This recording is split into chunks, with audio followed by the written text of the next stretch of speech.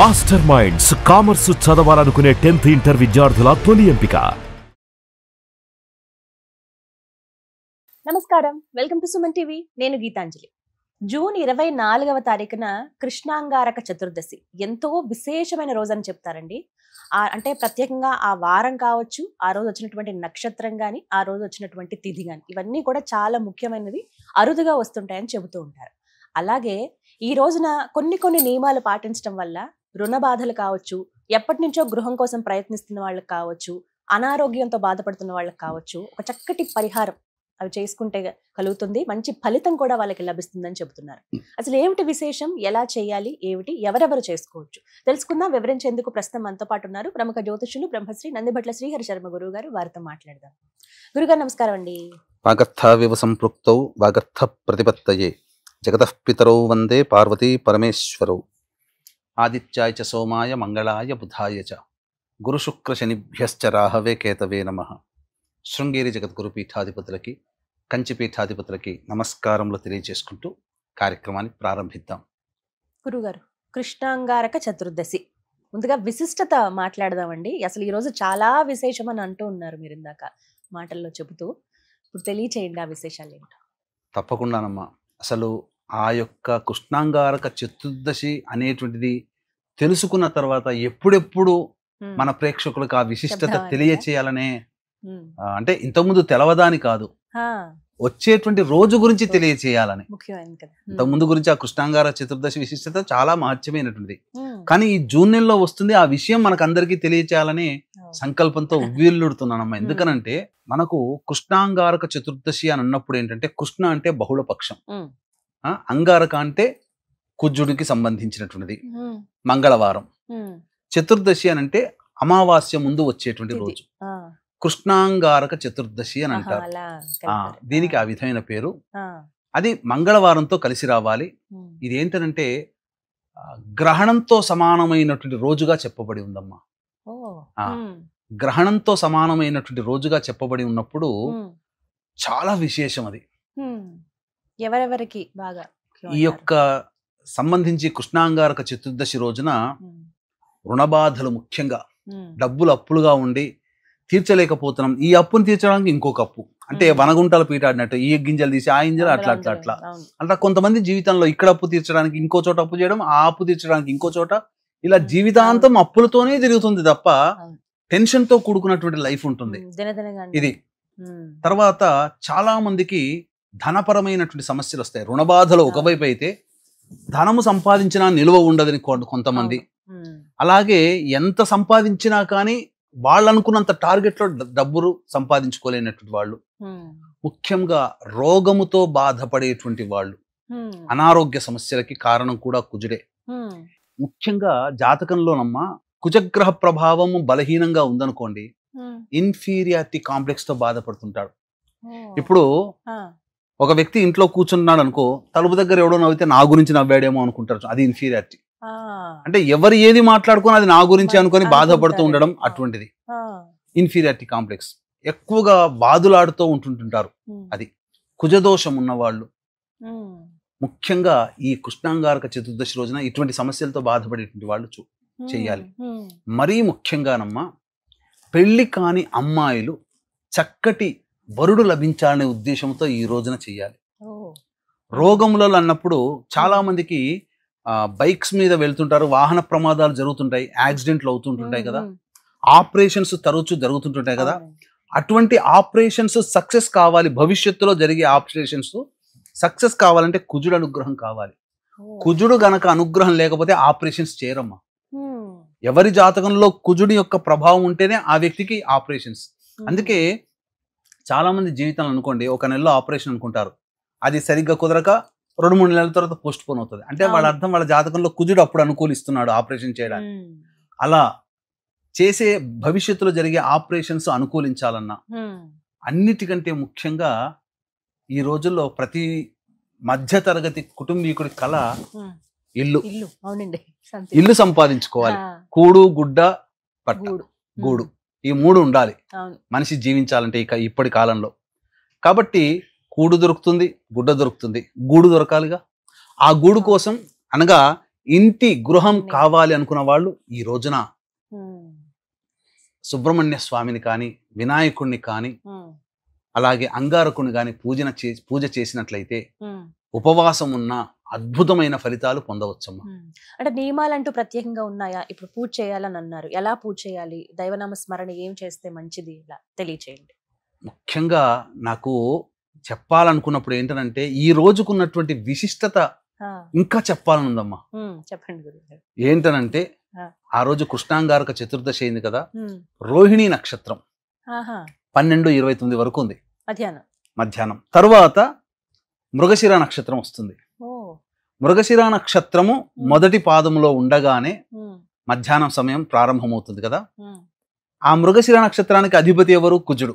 కుజుడే, అవును, అంటే సంపూర్ణమైనటువంటి కుజ ప్రభావము ఆ రోజున ఉంది. 24వ తారీఖు జూన్ రోజున సంపూర్ణముగా అసలు మొత్తం ఒక బలంగా ఉంటే ఎలా ఉంటుంది, ఉమ్, అలాంటి బలమైన రోజు ఆ రోజు. ఉమ్, కాబట్టి ఇప్పుడు ఇంతకుముందు చెప్పినటువంటి సమస్యలతో బాధపడుతున్న వాళ్ళందరూ కూడా ఉమ్, ఇటువంటి రోజుని మాత్రం దయచేసి వదులుకోవద్దు. మళ్ళీ చెప్తున్నాను, వదులుకోకండి. ఇటువంటి రోజు రాదండి, మళ్ళీ రాదు. ఇంకా ఆ రోజు ఇంకా ఉన్న బలమైన సమయం చెప్పమంటారా? ఉమ్, 3:56 నుంచి ఉమ్, 6:10 వరకు ఉమ్, వృశ్చిక లగ్నం ఉంది. ఉమ్. మళ్ళీ అక్కడ వృశ్చిక లగ్నం కుజుడికి సంబంధించినటువంటి బలమైన లగ్నం. అన్నిటికీ అంటే మొత్తం సంపూర్ణంగా ఒక చెరుకు రసంతో మొత్తం రసాన్ని పిండుదాం చూడండి అమ్మా. అలా ఆ శక్తిని అంతా క్రోడీకరించి ఆ గంట 2 గంటల సమయంలో ప్రభావవంతంగా ఉంటుంది. చంద్రుడు ఉచ్చ స్థితిలో ఉంటాడు. వృశ్చిక లగ్నం, లగ్నాధిపతి అయినటువంటి కుజుడు ఆ 3:56 నుంచి 6:10 సాయంకాలం పూట చాలా బలంగా లగ్నాన్ని వీక్షిస్తున్నాడు. పైగా ఆ సమయంలో కనుక ఎవరైతే ఈ సుబ్రహ్మణ్య స్వామి ఆరాధన చేస్తారో తప్పకుండా వాళ్ళకి అనుగ్రహిస్తుంది. తప్పకుండా ఇల్లు కావాలనుకున్న వాళ్ళు, రుణ విమోచన కావాలనుకున్న వాళ్ళు, అనారోగ్యం నుంచి బయటపడాలనుకునే వాళ్ళు, ధనవంతులు అవ్వాలనుకునే వాళ్ళందరూ అందరూ కూడా, వివాహం కావాల్సినటువంటి వాళ్ళందరూ కూడా, కుజదోషంతో బాధపడేటువంటి వాళ్ళందరూ కూడా ఈ సమయం, ఆ 2 గంటల సమయం చాలా విశేషంగా చూసుకోవాలమ్మా. అది చాలా బలమైనటువంటిది. కాబట్టి ఆ సమయంలో అంటే పొద్దున్న నుంచి సాయంకాలం వరకు ఉపవాసం ఉండవచ్చు. రోహిణి నక్షత్రం కూడా చాలా మంచిది. తర్వాత వచ్చేటువంటిది మృగశిర నక్షత్రం, సంపూర్ణంగా కుజుడికి సంబంధించింది. మంగళవారం, కుజుడు, చతుర్దశి అన్ని కలిసి వచ్చినటువంటిది. ఆ సమయంలో మధ్యాహ్నం తర్వాత ప్రదోష 3 గంటలకి మళ్ళీ దేవతా సమయం ప్రారంభమవుతుంది. 3 గంటల నుంచి అపరాహ్నం దాటిపోయి. కాబట్టి ఆ సమయంలో గనక చక్కగా రుణ విమోచక అంగారక స్తోత్ర పారాయణం కానీ, లేదా ఆ సమయంలో ఆ 4 నుంచి 6 మధ్య కాలంలో ఆ సమయంలో కాత్యాయని వ్రతం కానీ చేసుకున్నా చాలా బలం.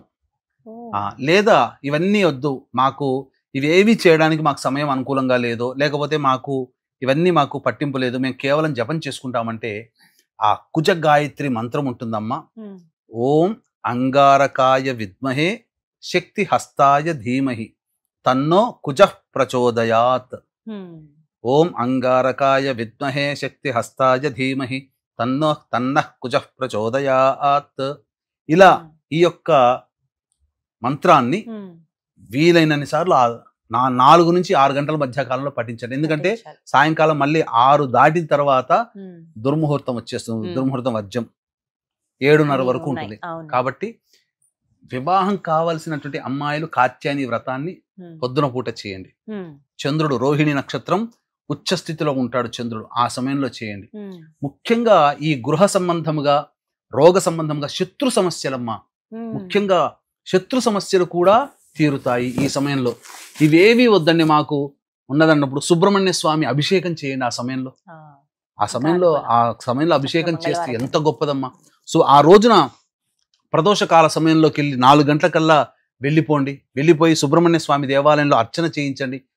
ఆ రోజున ఆ సమయంలో ఆ కృష్ణాంగారక చతుర్దశి రోజున స్నాన విధి కూడా చెప్పబడి ఉంది.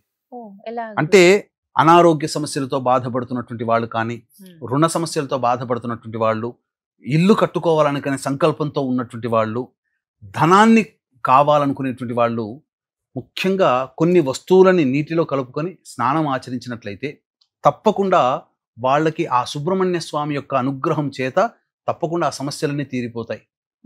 కాబట్టి వీక్షించేటువంటి ప్రేక్షకులు కూడా గమనించాల్సినటువంటిది, ఈ అంగారక చతుర్దశి వెళ్ళినటువంటి అమావాస్య రోజున, జ్యేష్ఠ బహుళ అమావాస్య, ఆ రోజున తండ్రి వైపు 6 తరాలు, తల్లి వైపు 3 తరాల్లో దుర్మరణం పాలైనటువంటి, అనగా road accident, fire accident, suicide attempt, నదిలో బావిలో పడి చనిపోవడం, ఇంట్లోంచి వెళ్ళిపోవడం, లివర్ ఫెయిల్యూర్, కిడ్నీ ఫెయిల్యూర్, క్యాన్సర్తో చనిపోవడం, కరోనాలో చనిపోవడం, కాలసర్పదోషంలో జన్మించడం, 60 సంవత్సరాల లోపల ఏ విధంగానైనా చనిపోయినా, ఇవన్నీ పితృదోషాలు లేదా పితృశాపాలు.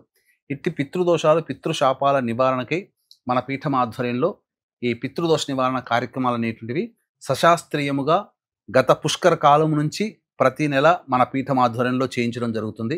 అవకాశం ఉన్న వాళ్ళు కార్యక్రమ తదనంతరం కాంటాక్ట్ చేసి పూర్తి వివరాలు తెలుసుకోవచ్చు.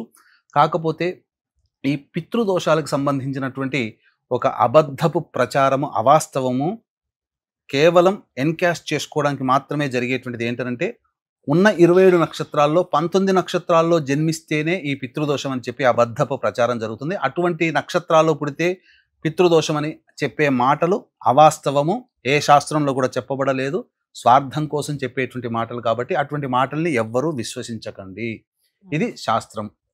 ఇక ఆ రోజున చేయవలసినటువంటి స్నానము గురించి చెప్దామమ్మా.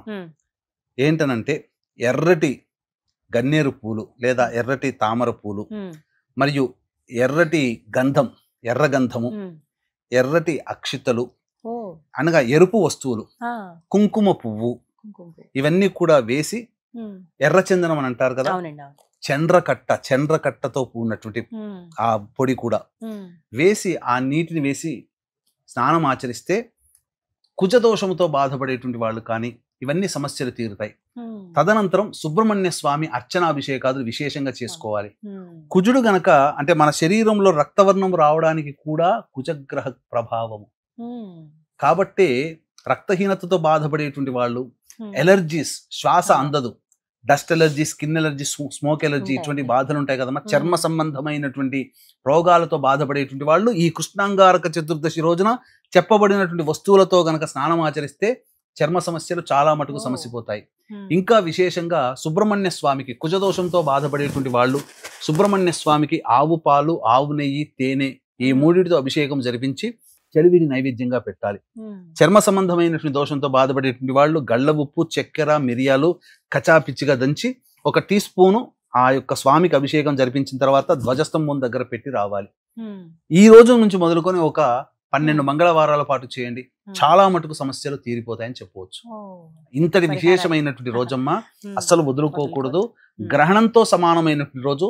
ఇటువంటి బహుళపక్షము, కృష్ణపక్షము, మంగళవారము, మృగశిర నక్షత్రము ఉన్నటువంటి చతుర్దశి తిథి ఉన్నటువంటి రోజు మళ్ళీ దుర్లభం. కాబట్టి ఇంతటి పుణ్య తిథిని అందరూ వినియోగించుకోండి, సొంత ఇంటి కళ నెరవేర్చుకోండి. అంటే సినిమాల్లో చూపించినట్టు జై పాతాళ భైరవ్ అనగానే రాత్రికి రాత్రి భవనాల నిర్మాణం కావు. కాకపోతే లోన్ కోసం ఎదురు చూస్తుంటుంటారు, లోన్ శాంక్షన్ అవుతుంది. లేదు, మనకేదైనా ఇల్లు అమ్ముకోవాలనుకునే వాళ్ళు ఉంటారు కదా, వస్తే మన అవసరాలు ఏవో తీరుతాయని, అటువంటి వాళ్ళకి ఎవరైనా కొనుక్కునే వాళ్ళు దొరుకుతాయి. ధనము ఏదైనా సంప్రాప్తం అవుతుంది. అంటే ఏదో ఒక రకంగా మనకు దైవం మానుష రూపేణ మనం చేసే ప్రయత్నంలో విజయం చేకూరుతుంది. అప్పటి వరకు అపజయాలతో ఉన్నటువంటి వాళ్ళకి ఇది చేసుకోవడం ద్వారా విజయం సంప్రాప్తం అవుతుంది. అదే దైవ అనుగ్రహం. చక్కగా వివరించారు గురుగారు, ధన్యవాదాలండి. సర్వం శ్రీ ఉమామహేశ్వర పరబ్రహ్మార్పణమస్తు.